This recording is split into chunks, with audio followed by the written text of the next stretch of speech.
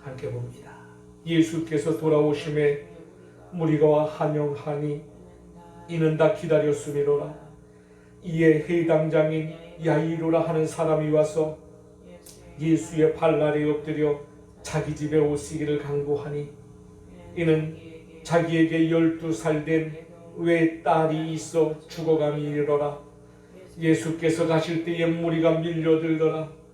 이에 12해를 혈루증으로 앓는 중에 아무에게도 고침을 받지 못하던 여자가 예수의 뒤로 와서 그의 옷가이에 손을 대니 혈루증이 즉시 그쳤더라.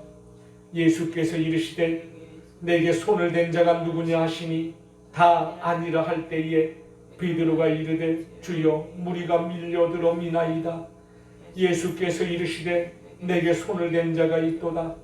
이는 내게서 능력이 나간 줄 알미로라 하신대 여자가 스스로 숨기지 못한 줄 알고 떨며 나와 엎드리어 그 손댄 이유와 곧 나은 것을 모든 사람 앞에서 말하니 예수께서 이르시되 딸아 내 믿음이 너를 구원하였으니 평안히 가라 하시더라. 아멘. 할렐루야. 이 시간 찬송 458장을 하나님께 올려드린 후에 또 말씀으로 은혜를 나눕니다. 487장.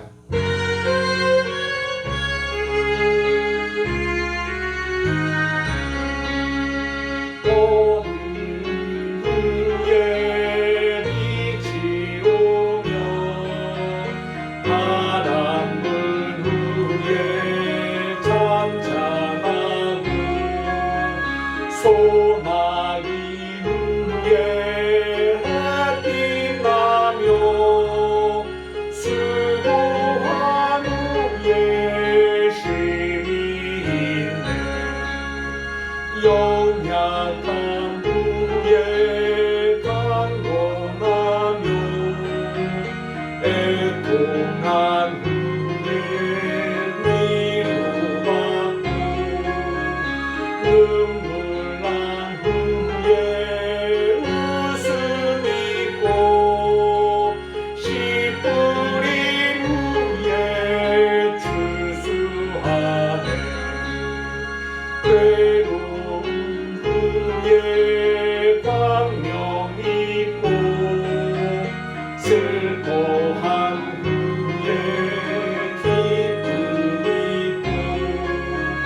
멀어진 후에 가까우며 고독한 후에 친구인데 고생한 후에 기쁨이고 십자가 후에 영광이고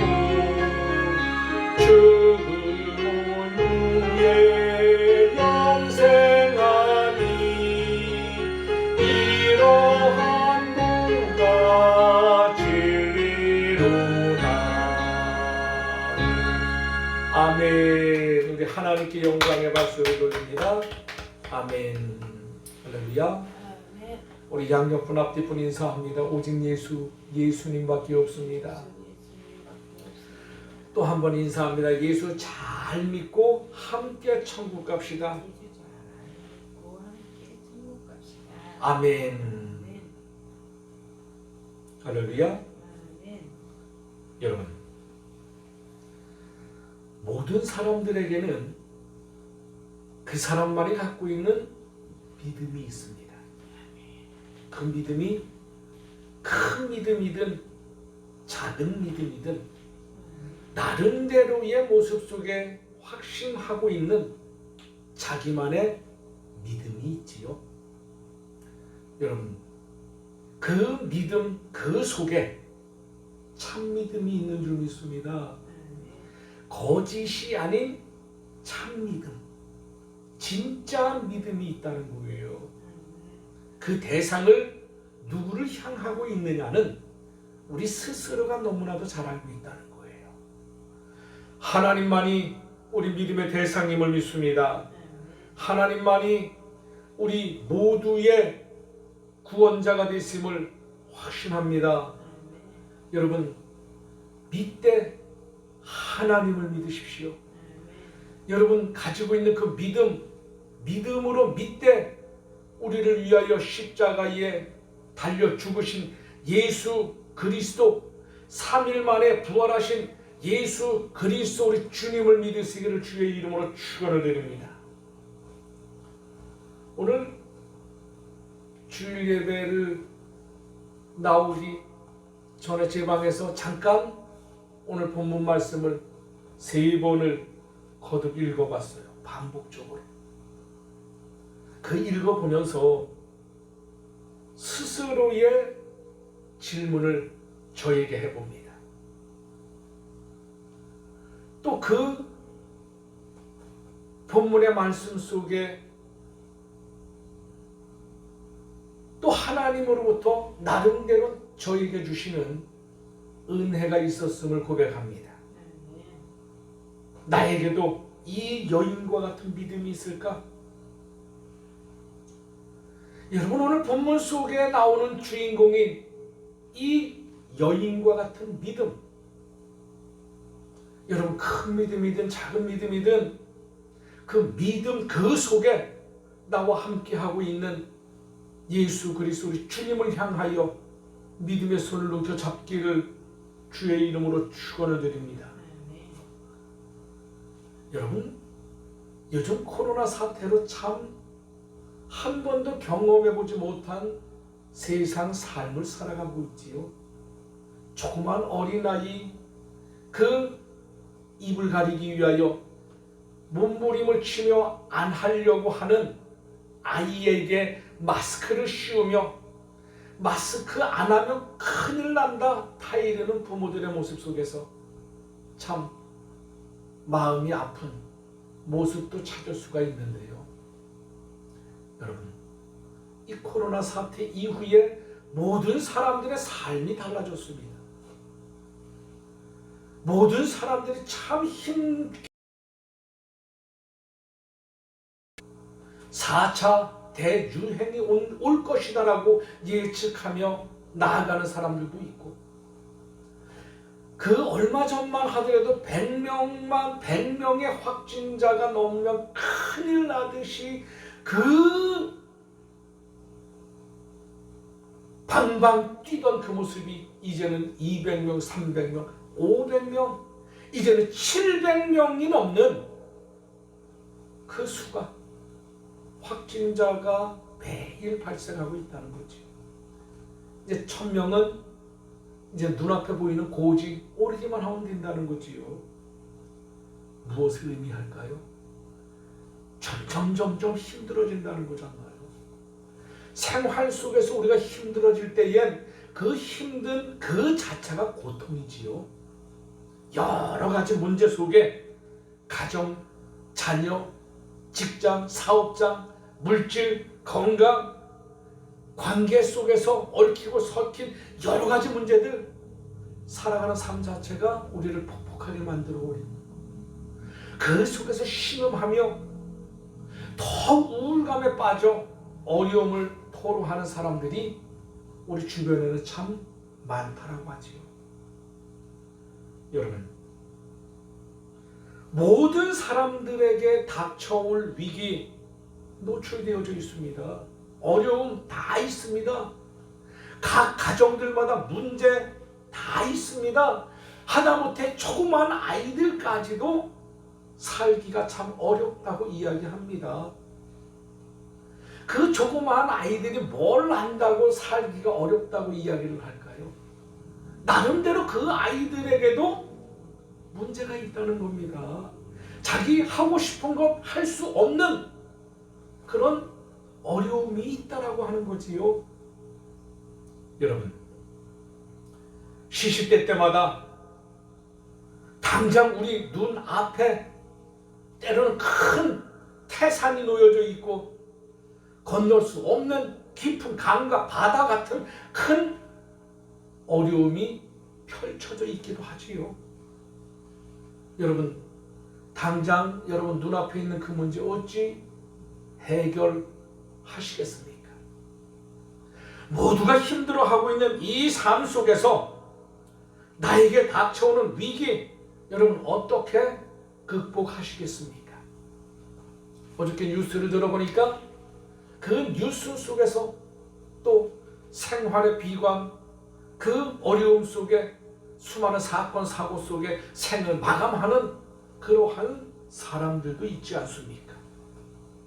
인생 살아가는 삶 그 속에 우리에게 최대 위기, 그 속에 허덕이는 모습들의 주인공이 다른 사람이 아닌 내가 되어질 수도 있다라고 하는 사실이지요. 오늘 본문에 한 여인의 모습이 나옵니다. 인생 최대의 위기, 그 위기를 극복한 이 여인은 우리들에게 신앙의 본보기가 되어주셨고요. 우리에게도 이 여인처럼 삶을 살아가는 그 삶 자체가 괴로워하는 문제 앞에 한숨 짓게 하는 모습 또한 담겨져 있을 줄 압니다. 오늘 말씀 속의 주인공은 혈류병을 앓고 있는 여인이지요. 여러분, 예수님의 능력으로 혈류병을 깨끗하게 치료함을 받았는 줄 믿습니다. 여러분, 그렇다면 오늘 인생 살아가는 삶 가운데의 최대의 위기 그 속에 한 여인은 문제 해결함을 통하여 승리하는 모습을 우리에게 보여주셨듯이 우리에게도 이 혈류병의 근원이 떠나가는 역사가 있기를 주의 이름으로 축원을 드립니다. 여러분, 오늘 말씀을 보니까요, 주님께서 해당장이었던 야이로의 12살 난 딸 아이의 병을 고쳐주시기 위하여 지금 길을 가고 있었습니다. 그런데 12년 동안 혈류증을 앓던 한 여인이 예수님의 뒤에 살짝 와서 예수님이 입고 계신 그 옷깃에 손을 갖다 대었습니다. 그리고 나음을 입었지요. 이 여인은 자신의 인생의 최대 위기가 해결될 줄 믿고 주님 앞으로 나왔다라고 하는 사실을 우리는 믿어야지만 될 것입니다. 또한 우리 역시 이 여인과 같은 믿음이 있어야지만 된다라고 하는 겁니다. 여러분, 오늘 이 혈류병을 고친 이 여인에 대한 말씀, 그 핵심이 오늘 우리의 문제, 우리 가정의 문제, 자녀의 문제, 사업장, 직장의 문제, 건강의 문제, 크고 작은 문제 앞에 주저앉고 낙심하고 좌절하는, 또는 가슴 쥐어 뜯어가며 한숨 짓는 여러분들의 문제를 해결할 수 있는 놀라운 은혜의 시간이 될 줄 저는 확신합니다. 여러분, 본문 44절 말씀을 다시 한번 읽겠습니다. 자, 본문 44절 말씀 시작. 예수의 뒤로 와서 그의 옷가에 손을 대니 혈류증이 즉시 그쳤더라. 여러분, 이 여인은요, 예수님의 뒤로 왔다는 거예요. 이 여인이 병을 앓던 횟수가 성경에 12년이라고 그랬습니다. 여러분, 해당장 야이로의 딸이 12살 나이를 가지고 있지요. 12년 혈류병을 앓던 여인의 횟수와 야이로의 딸의 12살 나이의 그 딸의 이 나이가 우연히도 일치함을 보게 되지요. 이 여인이 고통스러움을 토로하고 있는 이 혈류증, 여러분, 이 병은요, 대개 혈관 조직이 약해 혈관의 틈을 통해서 피가 몸 밖으로 나오는 그 병을 가리키는데, 여기에서의 이 만성 혈류증, 여인의 자궁벽에 종기가 생겨 규칙적으로 또는 불규칙적으로 흘러나오는 이 피가 흘러나오는 병을 가리킨다고 그럽니다. 그런데 여러분, 유대인들은 전통적으로 이 병에 대하여서 하나님의 죄의 결과로 유대인들은 보았다라고 하는 거지요. 의식적으로 부정하다, 그렇게 결론을 내립니다. 그렇게 이 병에 걸린 사람들은 유대인들로부터 함께 살아갈 수 없는 멸시, 천대를 받았습니다. 그리고 사회로부터 격리가 되어져서 레위기 15장에 보니까 그 병이 나을 때까지 남들과 같은 지역에서 살 수 없다라고 하는 거지요. 뚝 마치 문둥병에 걸린 사람들과 같이 격리가 되고 외진 곳에 뚝 떨어져 살았다라고 하는 거지요.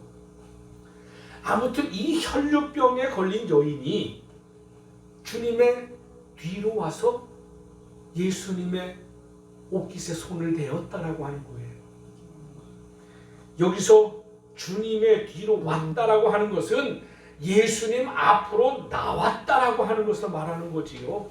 다시 말해서 즉 이 여인이 주님의 뒤에 왔다라고 하는 것은 주님 앞에 나올 때에, 믿음으로 나올 때에 병 고침을 받았다라고 하는 것을 의미하는 줄 믿습니다. 여러분, 한 여인의 최대 고통을 우리 주님께서 해결해 주신 것입니다. 우리 주님은 이 땅의 모든 문제를 해결해 주시는 열쇠가 된다라고 하는 사실을 믿으시기를 바랍니다. 우리 주님이 여러분, 저와 여러분 우리 모두의 구주가 되시잖아요. 우리 모두의 신랑이 되시는 줄 믿습니다.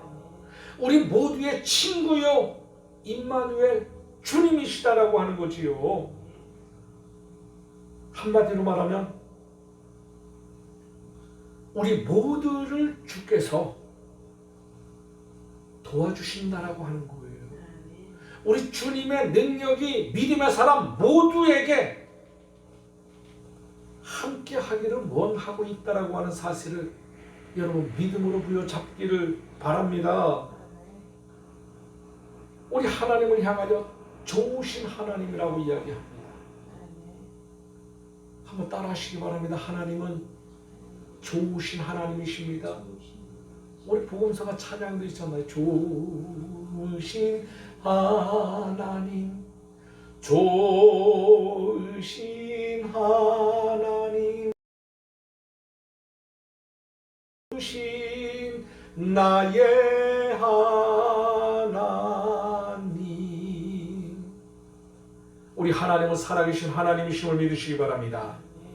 그 살아계신 좋으신 하나님께서 오늘 하나님의 말씀 속에 믿음의 역사, 새 역사를 움켜잡기를 원하는 간절함에 은혜를 잊기를 원하는 주의 백성들을 향하여 하늘의 문을 열어주셨음을 믿습니다. 여러분, 모든 가정들 문제 있잖아요. 기도 제목 있지 않습니까? 우리 힘으로 헤쳐나갈 수 없는 산이, 바다가 놓여 있지 않습니까? 오늘 그 모든 문제 해결받고 돌아가시기를 주의 이름으로 축원을 드립니다. 우리의 문제를 예수 이름으로 내려놓을 때에 우리 주님께서 도와주실 줄 믿습니다. 주님께서 함께 하시면 해결됩니다. 오늘 혈류병을 12년 동안 고통받고 있던 이 여인이 믿음을 가지고 예수 앞에 나오니까 예수님께서 그 믿음을 축복하셨다는 거잖아요. 예수님께서 그 믿음을 축복하시니까 12해 동안 고통받던 그 혈류병, 그 흐르는 피가 멈춰졌다라고 하는 거지요. 기적인 줄 믿습니다. 여러분, 오늘 우리는 거룩한 하나님의 날, 주일 하나님의 교회로 나왔지요. 코로나 사태로 말미암아 나오지 못하신 분, 비대면 예배, 온라인 예배를 통하여서 예배를 드리시는 분들 역시 믿음으로 하나님 앞으로 나오시기를 바랍니다. 우리가 또 행여나 또 조심해야지만 될 것 조심하기 위하여 나오지 못한 주의 백성들, 그 자리가 하나님의 주님을 믿으시기 바랍니다. 믿음의 사람이 믿음으로 자리한 그 자리에 두세 사람이 내 이름으로 모인 곳에는 내가 그들과 함께 한다라고 하는 우리 주님의 말씀이 있는 것처럼 내가 드려주는 예배 이 자리에 우리 주님이 함께 하심을 확신합니다. 여러분의 그 문제, 여러분의 그 고통, 그 아픔 내려놓으시기를 주의 이름으로 축원을 드립니다. 머뭇거리지 마세요. 주님 앞에 내려놓으셔야지만 됩니다. 여러분, 우리 주님이 하나님이시잖아요. 하나님께서 인간의 몸을 입으시고 이 땅에 오시지 않았습니까? 왜 오셨습니까? 오늘 저와 여러분 우리를 천국으로 이끌어 주시기 위함인 줄 믿습니다. 그리고 여러분, 우리가 지금 이 땅에 살고 있지만 우리가 죽은 이후에 가야 할 그 천국, 믿음의 사람들에게는 분명히 구원의 은혜로 우리에게 축복해 주실 뿐만 아니라 지금 살고 있는 이 땅에서도 천국과 같은 삶을 살아갈 수 있도록 하나님께서 우리를 도와주신다는 거지요. 주님께서 주시는 평안을 누리시기 바랍니다. 주님이 주시는 평안은 세상이 주는 평안하고 다르다라고 하는 거잖아요. 여러분, 예수 이름으로 주의 평안이 채워지기를 주의 이름으로 축원을 드립니다. 우리에게 평안을 주시기 위한, 또 여러분의 크고 작은 문제를 해결해 주시기 위한 하나님의 계획하심이 있기에, 해결되면, 치료되면 문제 해결함을 통하여 우리는 모두가 평안을 누리게 되잖아요. 두 다리 쭉 뻗고 잠잘 수 있는 것 아닙니까? 해결하고 나면, 치료되고 나면 입맛 돌고 살 맛이 나지 않습니까? 그렇게 우리 주님께서 도와주신다는 거지요. 여러분, 그러나 이 모든 하나님의 복락을 누리기 전에, 우리가 가지고 나온 그 문제 해결받기 전에, 치료받기 전에 먼저 해야 할 일이 하나 있다는 거예요. 여러분이 기적의 주인공이 되시기를 원하십니까? 그 주인공이 되시기 전에 해야 할 일이 하나 있답니다.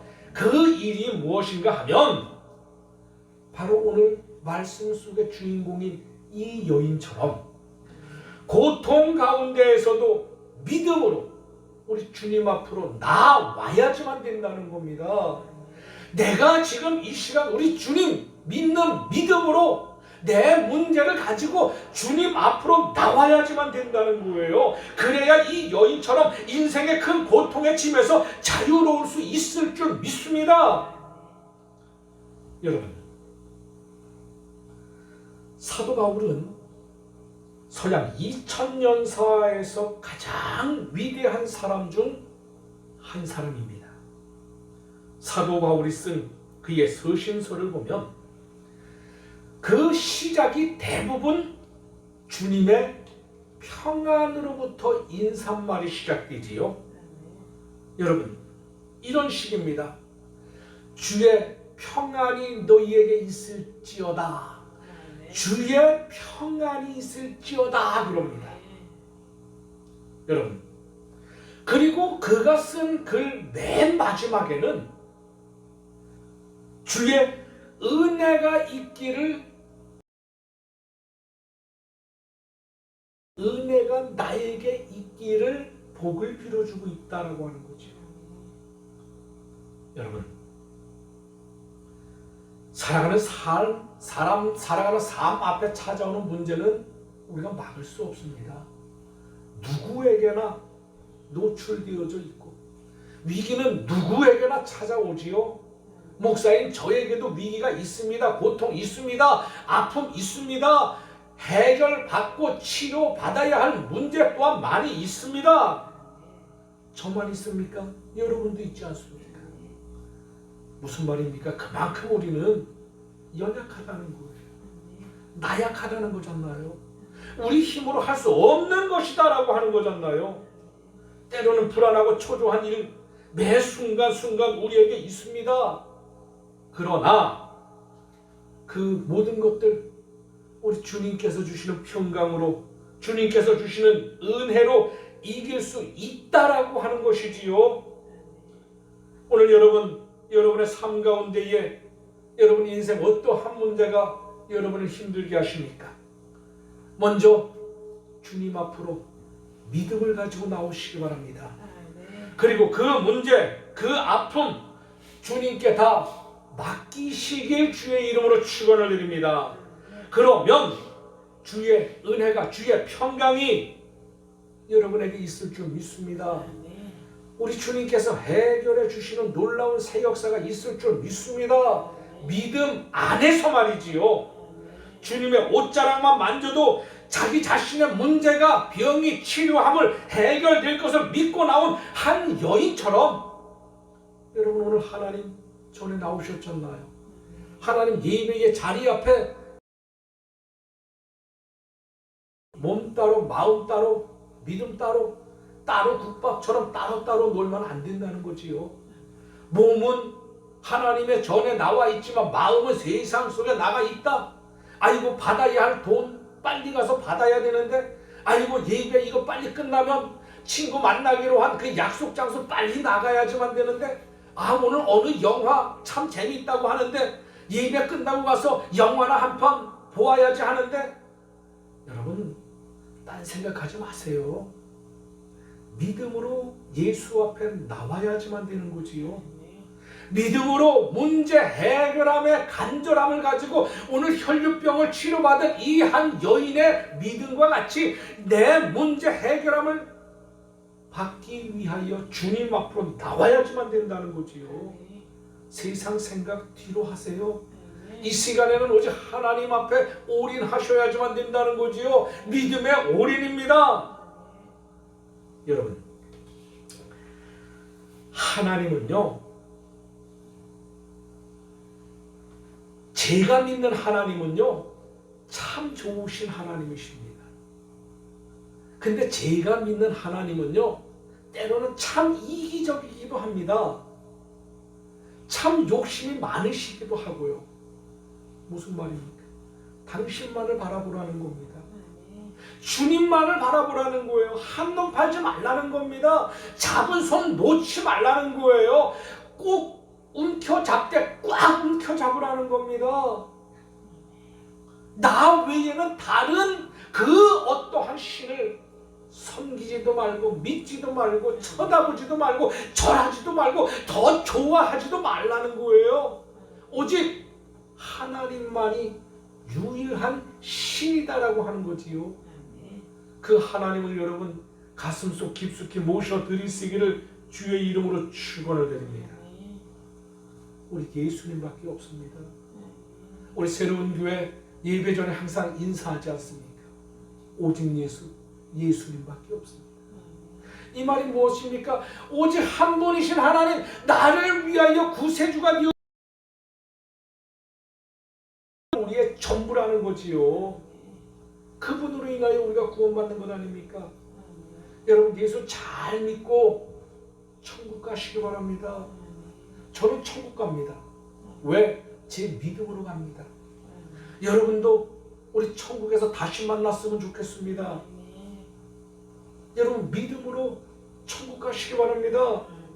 그러기 위해서 예수 앞에 나와야지만 된다는 거지요. 도무지 인간적인 방법, 인간적인 생각으로는요 어떠한 한계치 앞에 도달하면 더 이상 나아갈 수 없다는 거지요. 나아가야 할 그 선을 넘을 수가 없다는 겁니다. 그럼 어떻게 될까요? 넘어야 되는데 넘을 수가 없다? 그럼 이제 좌절하고 낙심하고 에라 한 많은 세상 살아서 무엇하리야? 그러며 자살하는 사람들이 얼마나 많이 있습니까? 어제 뉴스에도 나오더라고요. 여러분 우리나라가 참 부끄러운 기록이지만 세계 OECD 회원국 가운데에 자살률 1위입니다. 1위. 여러분 놀라지 마세요. 우리 자녀들 청소년 자살률 세계 1위입니다. 1위. 청소년들 1위. 장년들 1위. 여러분 부끄러운 기록이지요. 그렇게 살기 좋은 나라, 그렇게 과학이 의학이 발전되고 발달되어졌는데 인간의 수명이 점점 늘어나고 앞으로 120살, 150살까지 살아간다라고 하는 이 여러분 자살률이 1위라니 말이 됩니까? 이 말은 그만큼 힘들게 살아가는 사람들이 많다는 의미도 되잖아요. 그만큼 문제 앞에 허덕이는 사람들이 내 힘으로 할 수 없으니까 어떠한 돌파구 찾기를 위하여 몸부림치다 안 되니까 한많은 세상 하며 목숨을 끊어버리는 것 아니겠습니까? 여러분 서울 시내 한가운데를 남과 강북을 가로질러 흐르는 강이 하나가 있습니다. 그 강을 우리는 한강이라고 그러지요. 한강에는 참 많은 다리가 있습니다. 근데요, 다리 중에서도 여러분 그 많은 다리 중에서도 자살률이 가장 높은 다리가 마포대교랍니다.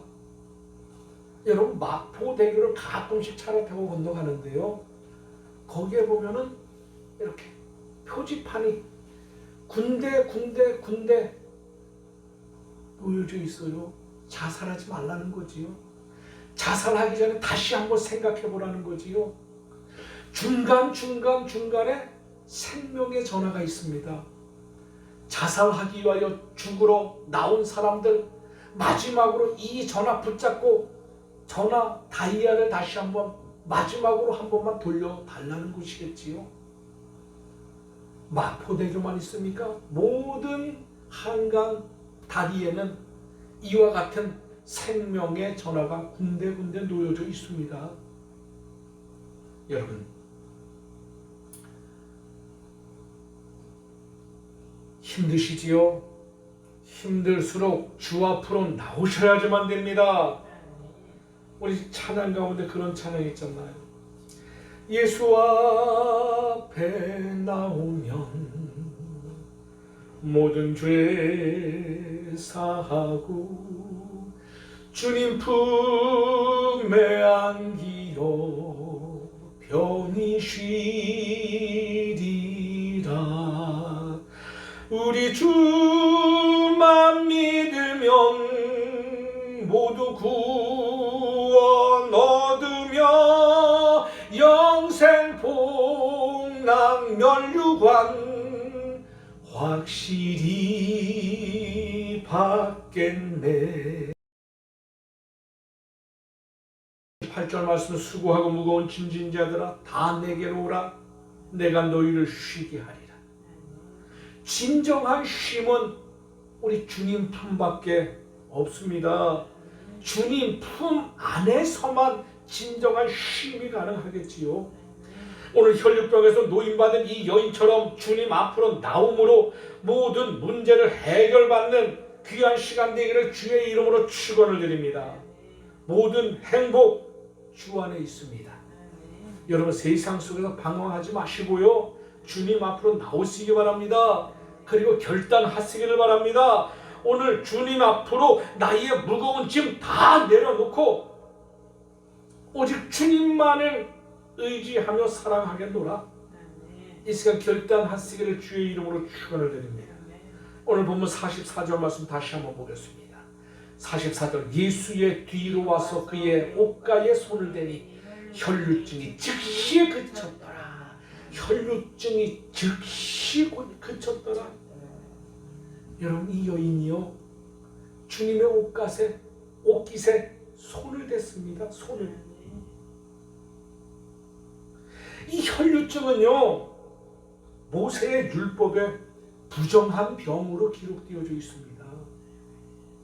그 병자를 만지는 것으로도 그 병자를 만지는 것으로만도 부정하다는 거예요. 여러분, 그러니 이 여인이 얼마나 고통 가운데에 삶을 살아가고 있겠습니까? 그것도 한두 해가 아니라 12년째 말이죠. 여인의 피의 유출은 그 불결기 외에 있어도 여러 날 간다는 거지요. 그 피의 유출이 여러분 레위기 15장 25절로 30절 말씀을 한번 찾아보시기 바랍니다. 레위기, 창세기, 출애굽기, 레위기 15장 25절 30절 말씀까지 우리 함께 한번 보겠습니다.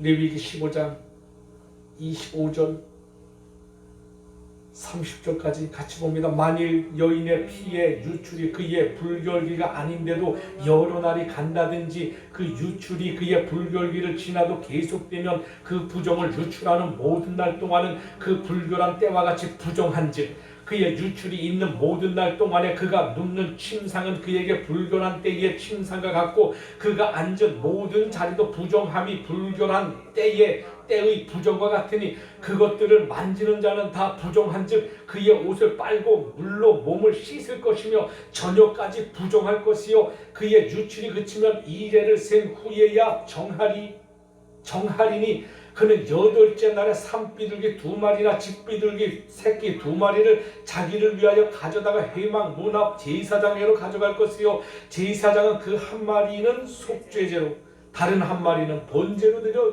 유출로 부정한 여인을 위하여 여호와 앞에서 속죄할지니라. 아멘. 여러분, 부정한 것은 이 병에 걸린 여인은 남편에게 이혼을 당하는 것은 물론 공중 모임에도 못 나갔다라고 하는 거지요. 이런 수치를 받으며 또 장소적인 제한까지 받으며 살아간다라고 하는 이 여인의 12년의 생활을 그 12년의 세월을 한번 상상을 한번 해보십시오. 얼마나 이 여인에게서 고통스럽고 수치스러운 삶을 이 여인이 살아왔겠습니까? 하지만 이 여인은 그 고통 속에서 주저앉지 않았다라고 하는 거지요. 용기를 내서 주님 앞에 나갔고 주님의 옷가에 손을 살짝 얹었다라고 하는 거지요. 여기서 여인이 옷가에 손을 댄 것은 이 여인만이 가지고 있던 믿음인 줄 믿습니다. 이 여인의 확실한 믿음이 있으니까 예수님의 옷깃에 본인의 손을 갖다 대었겠지요. 다시 말해서 혈류병 여인이 예수님의 옷가에 손을 댄 것은 그 병이 고침을 받을 것이다 라고 하는 확신 있는 믿음이 있었다라고 하는 것을 의미하는 줄 믿습니다.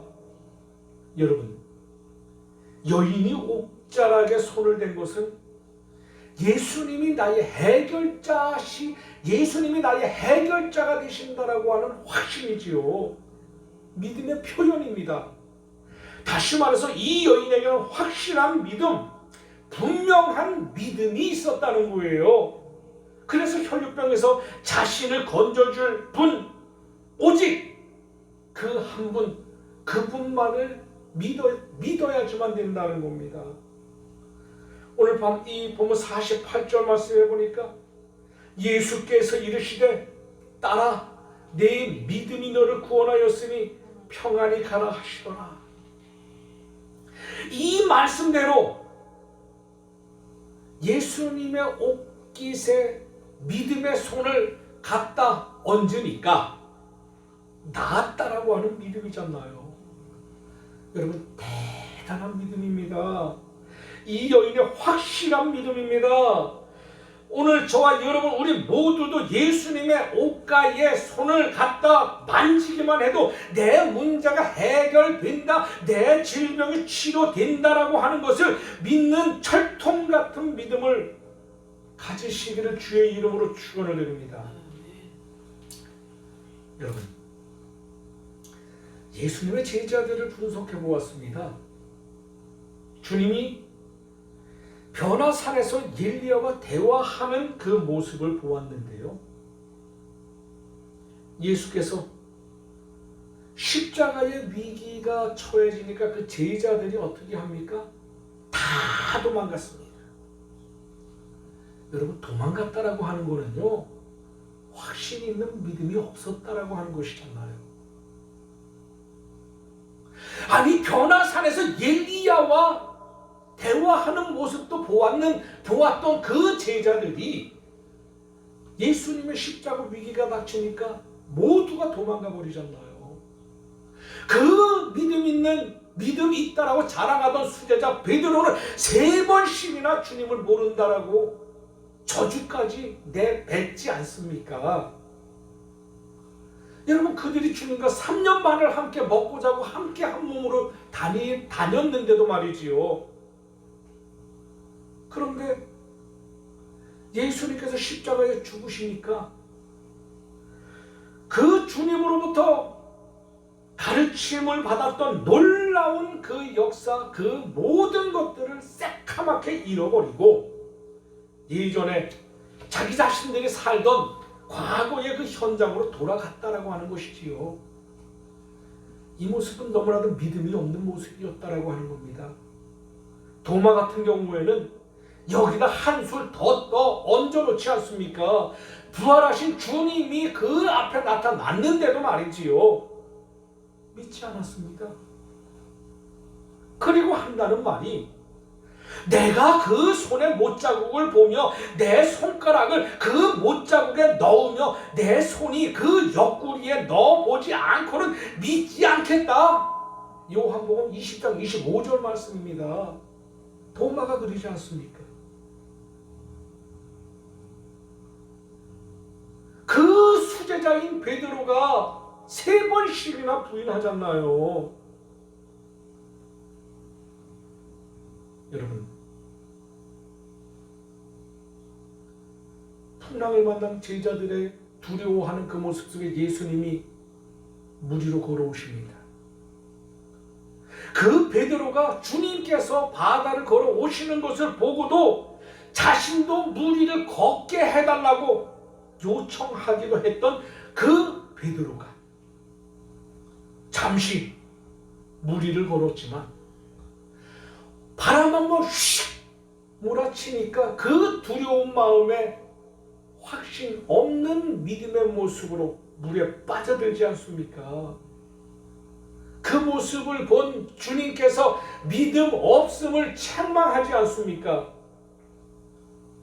여러분, 예수님의 사랑을 듬뿍 받았던 가룟 유다를 보세요. 예수님의 돈관리, 돈주머니를 유다가 챙기며 살림살이를 하지 않습니까? 여러분의 지갑 누구에게 맡깁니까? 믿을 사람에게 여러분의 지갑 맡기지 않습니까? 예수님의 사랑을 받던 가룟 유다 역시 주님이 메시아라고 하는 확실한 믿음이 없었기에 주님을 배반하지 않습니까? 끝까지 의심하고 결국 그는 창자가 터져 배가 터져 죽어버리지 않습니까? 무슨 말입니까? 제자들에게는 믿음이 없었다라고 하는 이야기지요. 그 긴 시간을 예수님과 동고동락했음에도 불구하고 그들의 믿음은 오늘 이 12해 혈류병의 고통을 안고 있던 이 여인의 믿음보다도 없었다라고 하는 거잖아요. 이 여인은 소문만 듣고도 예수님에 대한 확실한 믿음을 나타냈잖아요. 이 여인의 믿음과 제자들의 믿음이 얼마나 비교가 됩니까? 여러분도 이 여인과 같은 확실한 믿음 나타내기를 주의 이름으로 축원을 드립니다. 마태복음 15장 22절 이하에 보면 귀신 들린 아이를 가진 여인 이야기가 나옵니다. 마태복음 15장 22절로 28절 말씀, 가나안 여자 하나가 그 지경에 보시기 바랍니다.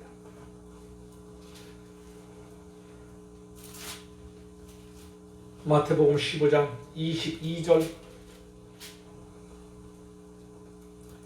함께 보겠습니다. 가나안 여자 하나가 그 지경에서 나와서 소리질러 이르되 주 다윗의 자손이여 나를 불쌍히 여기소서, 내 딸이 흉악하게 귀신 들렸나이다 하되 예수는 한 말씀도 대답하지 아니하시니 제자들이 와서 청하여 말하되 그 여자가 우리 뒤에서 소리를 지르오니 그를 보내소서. 예수께서 대답하여 이르시되 나는 이스라엘 집 잃어버린 양 외에는 다른 데로 보내심을 받지 아니하였노라 하시니 여자가 와서 예수께 절하며 이르되 주여 저를 도우소서. 대답하여 이르시되 자녀의 떡을 취하여 개들에게 던짐이 마땅하지 아니하니라. 여자가 이르되 주여 올소이다마는 개들도 제 주인의 상에서 떨어지는 부스러기를 먹나이다 하니 이에 예수께서 대답하여 이르시되 여자여 네 믿음이 크도다, 네 소원대로 되리라 하시니 그때로부터 그의 딸이 나으니라. 여러분, 우리에게도 이 여인과 같은 위급한 일이 발생될 수 있습니다. 눈에 넣어도 안 아픈 자녀 문제, 이 자녀의 문제를 떠보지 않았습니다. 이 귀신 들린 아이의 이 부모가 자녀 문제 속에 우리 주님 앞에 바짝 엎드렸는데도 우리 주님께서는 이렇게 말씀하시잖아요. 나는 이스라엘 집에 잃어버린 양 외에는 다른 데로 보내심을 받지 아니하노라. 너무나도 서운한 말씀 아닙니까? 당시 가나안 여인, 이방 여인이었던 이 여인이 이 말씀을 듣기에는 아주 큰 상처로 가슴에 와닿는, 대못을 박는 그러한 말씀이었는데 말이지요. 하지만 이 가나안 여인은 포기하지 않고 계속 요청합니다. 그런데 이게 웬일입니까? 지금 우리 주님의 반응이 너무나도 냉담하고 자녀의 떡을 취하여 개들에게 던짐이 마땅치 아니하다라고 이야기하지 않습니까? 이게 얼마나 큰 상처가 되겠습니까? 저 같으면은요, 보통 사람이라면 이런 말을 듣고 다 떠나갔을 것입니다. 다. 포기하고 말았을 것이라는 거지요. 그런데도 이 여인은 끈질기게 매어 달려 주여 옳소입니다. 옳소이다마는 개들도 제 주인의 상에서 떨어지는 부스러기를 먹습니다. 여러분, 얼마나 대단합니까?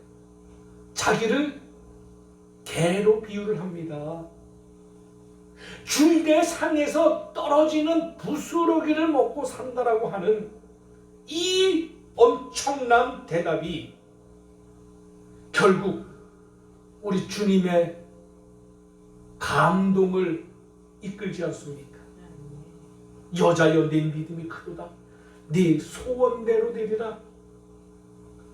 당연히 주님께서 그 한 말씀 하시니까 이 여인의 딸은 그 시로부터 나았습니다.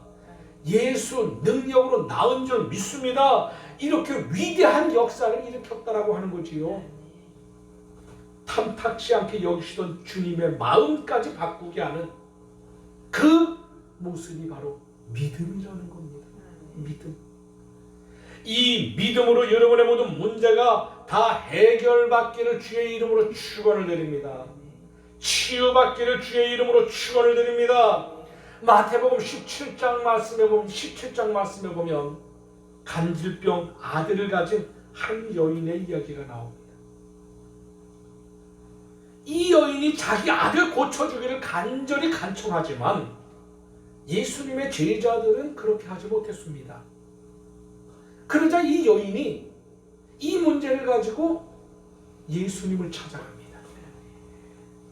그랬더니 예수님께서 단번에 이 여인의 아들이 앓고 있던 간질병을 단번에 고쳐주셨습니다. 그 광경을 본 제자들이 예수님께 묻습니다. 주님, 우리는 어찌하여 그 병을 쫓아내지 못하였습니까? 그 질문에 예수님께서는 이렇게 대답하지요. 여러분, 마태복음 17장 20절 말씀을 한번 보세요. 마태복음 17장 20절 같이 봅니다. 시작. 이르시되 너희의 믿음이 작은 까닭이니라. 진실로 너희에게 이르노니 만일 너희에게 믿음이 겨자씨 하나만큼만 있어도 이 산을 명하여 여기서 저기로 옮겨지라 하면 옮겨질 것이요 또 너희가 잘못 못할 것이 없으리라. 이 말씀대로 믿는 여러분 되시기를 주의 이름으로 축원을 드립니다. 예수님의 옷자락만 만져도 나음을 입었던 이 한 여인처럼 우리에게도 확실한 믿음으로 살아갈 때에 어떠한 문제든 모두 해결되는 그런 귀한 축복이 있을 줄 확신합니다. 오늘 본문 마지막 47절 말씀을 보겠습니다.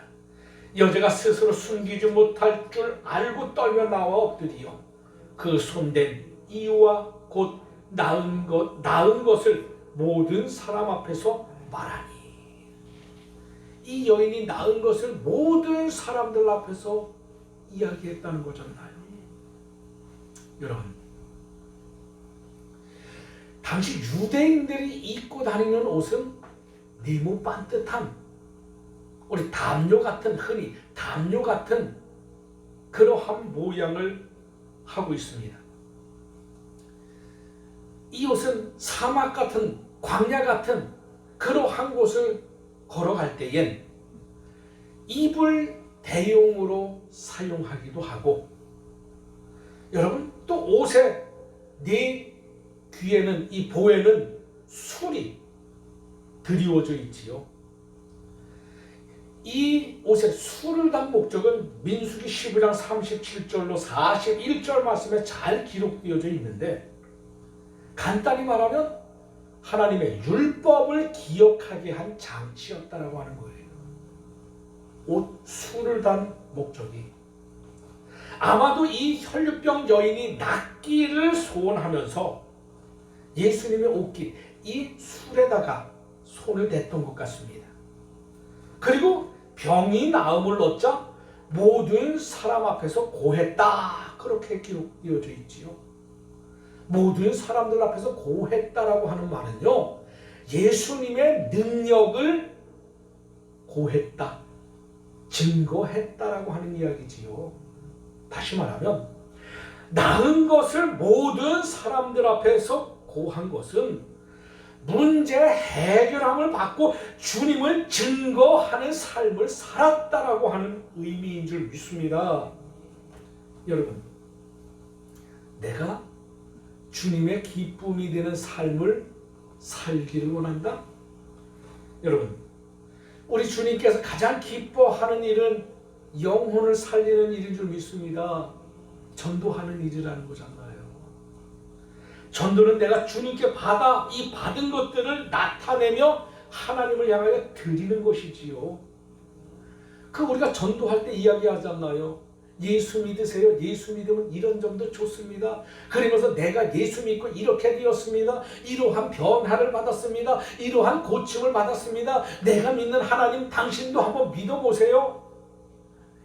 여러분, 우리가 전도할 때 간증하잖아요. 내가 예전에는 이러한 삶을 살아왔는데 예수 믿고 이렇게 달라졌습니다. 내가 한때는 이와 같이 큰 고통 딴 사람이 됐습니다. 내가 예수 믿기 전에는 술, 담배 거기에 푹 빠져 있었는데 세상 쾌락을 너무너무 좋아했는데 내가 예수 믿고 난 이후에 술, 담배 다 끊고 세상 쾌락 다 끊고 그 쾌락의 즐거움은 오직 예수 안의 즐거움으로 바뀌었습니다. 그러한 간증들 하지 않습니까? 무엇을 의미합니까? 복음 증거는 여러분 우리 주님을 자랑하는 것임을 믿습니다. 내가 만난 주님 고백하는 전도자들 모두가 되기를 주의 이름으로 축원을 드립니다. 오늘 47절 말씀에 보면 그러잖아요. 여자가 스스로 숨기지 못할 줄 알고, 스스로라고 했어요. 스스로. 곧 자신의 병이 고침받은 걸 억지로가 아닌 자기 스스로 자원해서 증거하였다라고 하는 말이지요. 이것이 바로 스스로의 체험을 통해 주님을 증거하는 간증이요 전도임을 믿습니다. 그리고 모든 사람들 앞에서 고했다라고 하지 않습니까? 이것은 자기 자신이 낳은 것을 다른 사람들 앞에서 이야기했다는 겁니다. 간증했다는 거잖아요. 이렇게 이 여인의 확실한 믿음이 주님의 은혜를 담대하게 증거하는 증거가 되었음을 믿습니다. 주님의 능력으로 이어졌다는 거잖아요. 여러분, 예수 1년 믿고 5년 믿고 10년 믿어도 이 전도 한 명도 못한 사람들도 있잖아요. 부끄러워서 예수 믿으세요, 새로운 교회 나오세요 다는 사람도 있지 않습니까? 여러분, 여러분의 삶 가운데에 생활 속에 나를 도우신 하나님을 증거하시기를 바랍니다. 그 증거를 통하여서 믿지 않는 그 사람들 예수 믿는 믿음의 사람으로 바뀌게 전도하시라는 거지요. 그게 관계 전도입니다. 내가 요즘은 전도지 전에 돌려 그 전도지 보고 교회 찾아오는 사람 시대는 이미 지나갔지요. 백에 백, 천에 천, 한 사람도 없습니다. 우리 새로운 교회가 전도지 돌린 그 양만 해도 어마어마했을 건데 그 전도지 들고 우리 교회 찾아온 사람 한 사람도 없지 않습니까? 여러분, 지금은요 내가 알고 있는 가장 가까운 사람부터 여러분 복음을 증거하시기 바랍니다. 내 형제, 내 부모, 내 남편, 내 자녀, 내 이웃, 여러분 내 주변에서 점점 가까움에서 멀어지게끔 전도하는 것이지요. 고린도후서 3장 14절에 이렇게 기록되어 있습니다. 그러나 너희 마음이 완고하여 오늘까지라도 구약을 읽을 때에 그 수건이 오히려 벗겨지지 아니하고 있으니 그 수건은 그리스도 안에서 없어질 것이라. 여러분, 하나님의 은혜를 잊기를 원하십니까? 믿음을 가지고 예수 앞으로 나아가시기를 바랍니다. 그 믿음은 확고한 믿음, 확신 있는 믿음이래야지만 되지요. 그리고 그 은혜를 전해받은 삶을 사시기를 바랍니다. 그러한 삶이 최고요 보배로운 삶이 될 줄 믿습니다. 하나님께서 나에게 주신 은혜를 전할 때에 그것이 예수님의 능력이 된다는 거지요. 힘 있는 전도가 되는 것 아닙니까?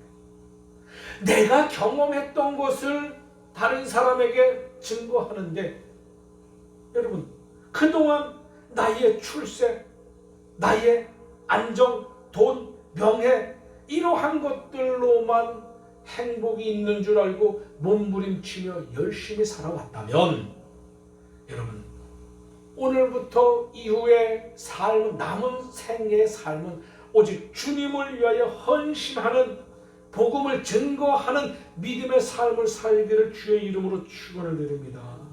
그와 같은 결단 각오를 한번 해보시라는 거예요. 그리고 나서 우리 주님의 기쁨 그 속에서 하나님의 역사가 나타난다라고 하는 것이지요. 여러분, 지금 서구 사회를 보면 독일이 21%, 영국이 16%, 프랑스 14%, 스웨덴, 덴마크가 10% 기독교인이라고 합니다. 여러분, 만족스러운 결과가 아니잖아요. 10%, 21%, 14%. 여러분 독일 같은 경우에는요. 종교 개혁을 이뤄낸 루터를 배출한 나라가 독일입니다. 종교 개혁을 일으킨. 한때 전 국민이 기독교인이었는데 여러분 오늘날 그러한 나라에서조차 예수를 증거하는 신앙 열정 다 사라지고 말았다는 거지. 독일 21%. 여러분 영국을 보세요. 16%입니다.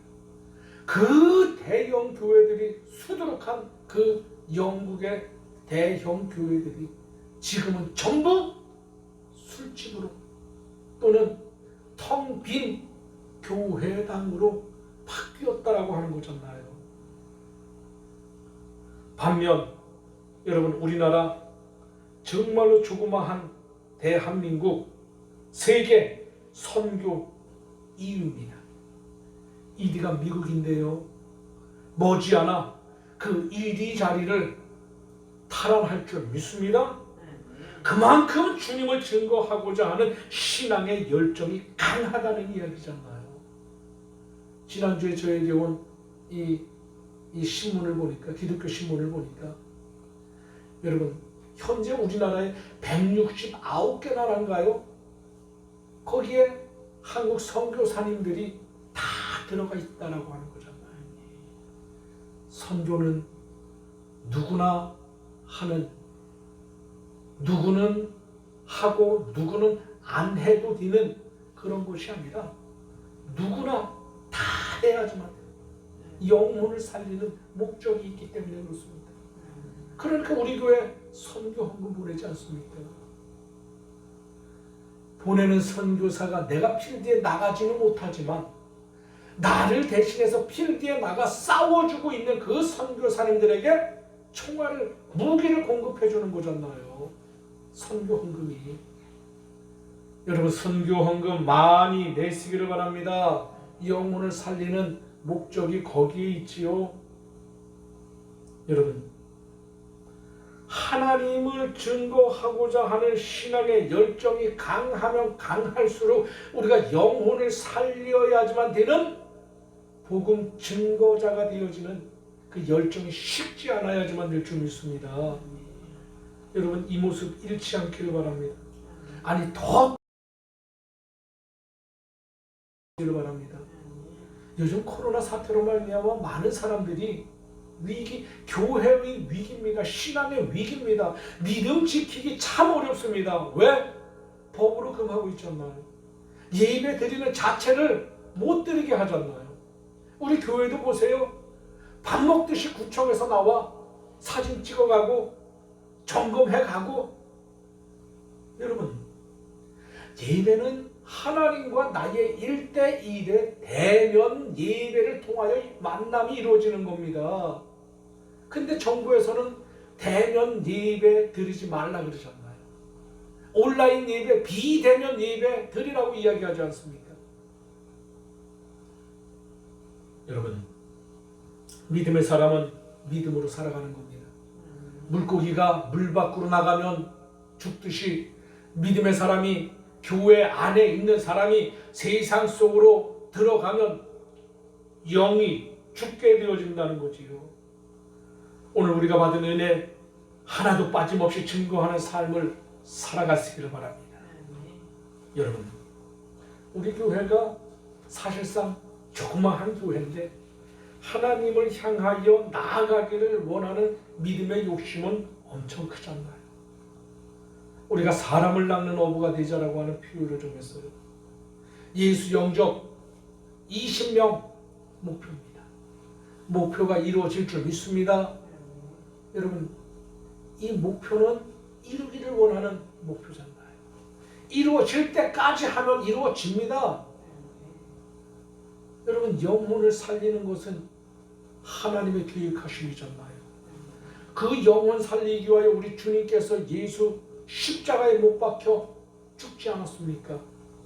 그 십자가의 은혜가 오늘 저와 여러분 우리가 예수 안에서 한 몸을 이룬 믿음의 자녀임을 믿습니다. 여러분 오늘 혈류증 여인의 신앙을 살펴보았습니다. 내게 이 여인과 같은 신앙이 있습니까? 문제를 만날 때 나는 이 여인과 같이 반응하고 있습니까? 이 여인은 믿음을 가지고 예수님께 나왔습니다. 그리고 또 믿었고 또 증거했습니다. 시켜서 행한 것이 아니라 스스로 증거했다는 거예요. 우리가 삶을 살아가되 모두에게 주어진 시간은 동일한 시간을 살아갑니다. 하루하루의 삶, 각자의 생활 터전은 다르지만 주어진 시간은 동일한 시간대에 살고 있지요. 각자의 각 가정의 문제는 다르지만 큰 문제든 작은 문제든 어려운 건 마찬가지입니다. 모두가 힘든 거 마찬가지지요. 어떤 문제든 우리 주님 앞으로 가지고 나오시기를 바랍니다. 예수 그리스도 우리 주님을 먼저 찾으시기를 바랍니다.